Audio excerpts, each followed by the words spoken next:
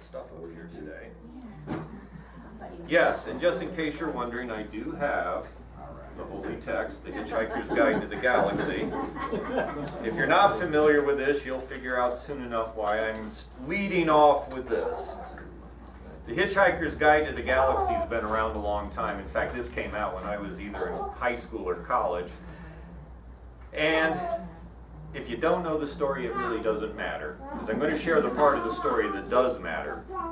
Many, many millions of years ago, a race of hyper-intelligent, pan-dimensional beings decided they needed to figure out the ultimate answer to life, the universe, and everything.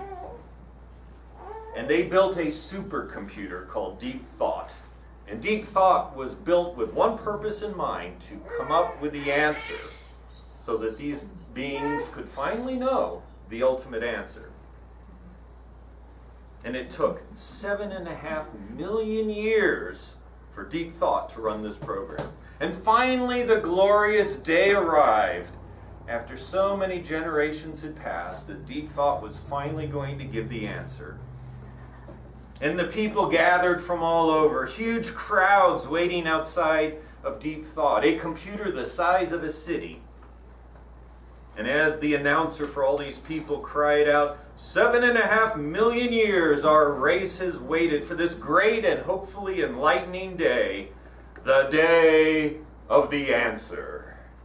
And next to Deep Thought in a small room sat two scientists who had been part of a long generation of people who monitored Deep Thought, and they were finally going to get the answer. The answer to life, the universe, and everything.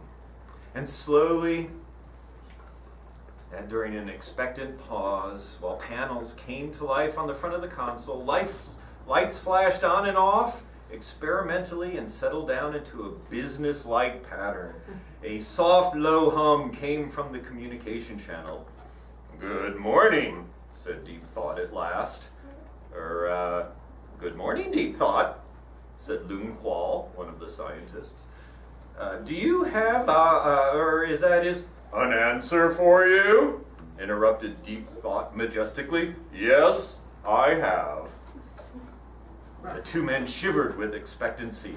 Their waiting had not been in vain. "There really is one?"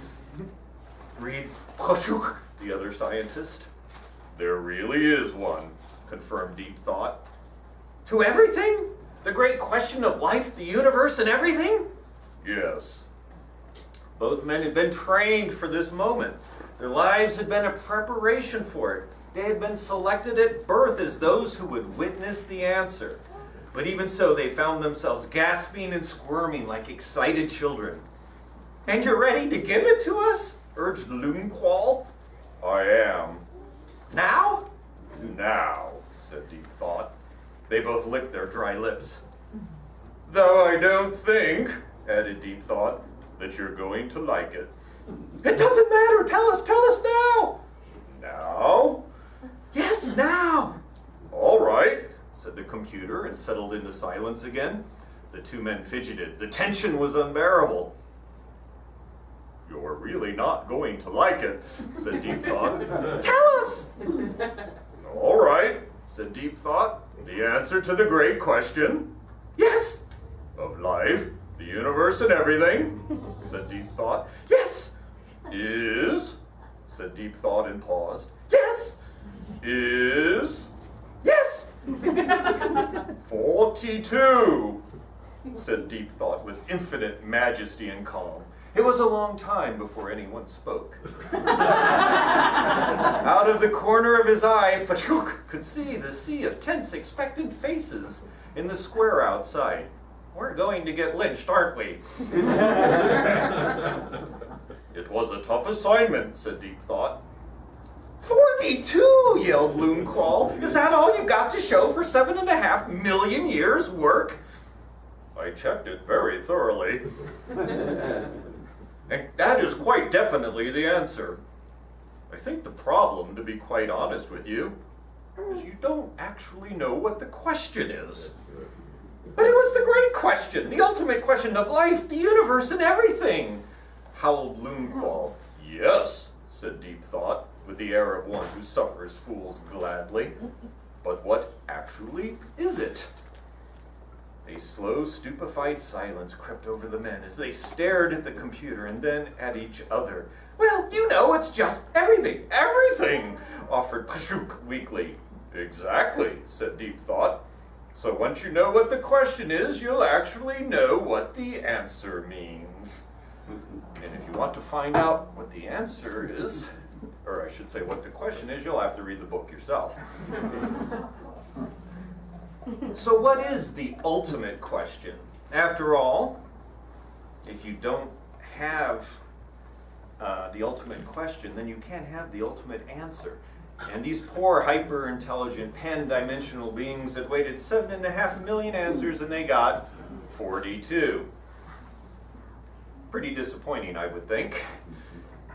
But we can wrestle with this a little differently. We don't need deep thought. We don't need to wait till other generations sit around a computer and are given a rather bizarre answer.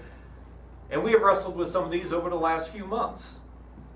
If you haven't been around, these are on our website, and if you want to listen to some discussions on these other topics, they're there for you.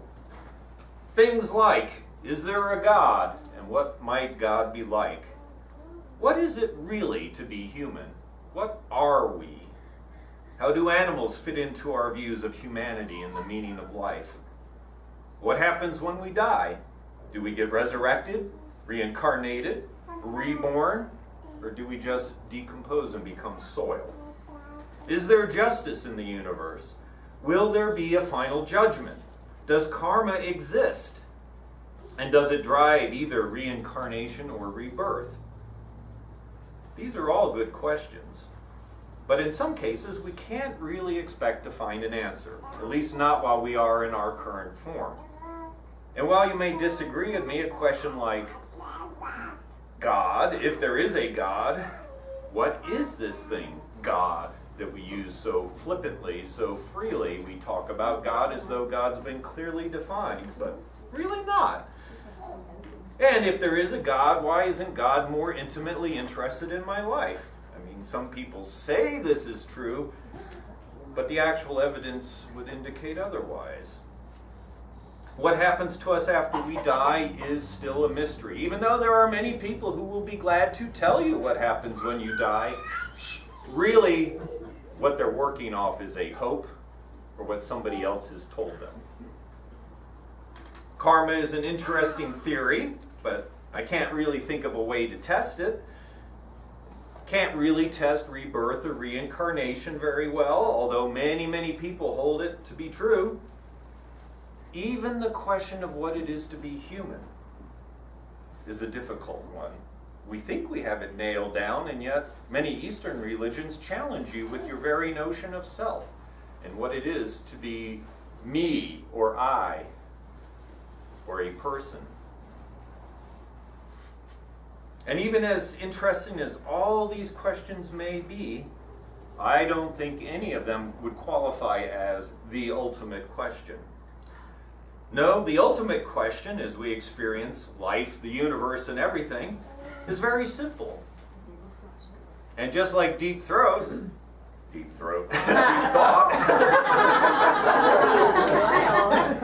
I don't know that he meant that, but he probably did.